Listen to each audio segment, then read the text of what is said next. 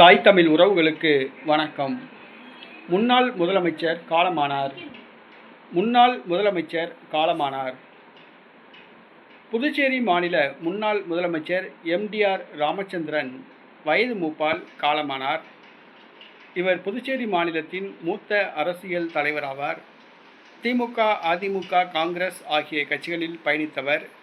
திமுக சார்பில் 2 முறை முதலமைச்சராக இருந்தார். அதிமுக சார்பில் சபாநாயகராக பதவி வகித்தார். கருணாநிதி, செல்வி ஜெயலலிதா ஆகியோருடன் மிகவும் நெருக்கமானவர். புதுச்சேரி மாநிலத்தில் 2 முறை முதலமைச்சராக இருந்து புதுச்சேரி மாநிலத்துக்கு நல்ல மக்கள் நலத்திட்டங்களை கொண்டு வந்தவர். கருணாநிதியுடன் ஏற்பட்ட கருத்து வேறுபாடு காரணமாக திமுகவிலிருந்து விலகி செல்வி ஜெயலலிதா தலைமையில் அதிமுகவில் இணைந்தார்.